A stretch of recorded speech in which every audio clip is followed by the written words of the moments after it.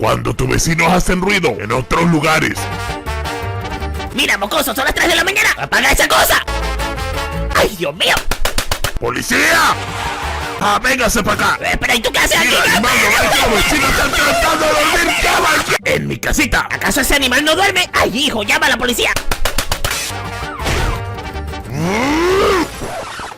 Ah, por fin paz y tranquilidad.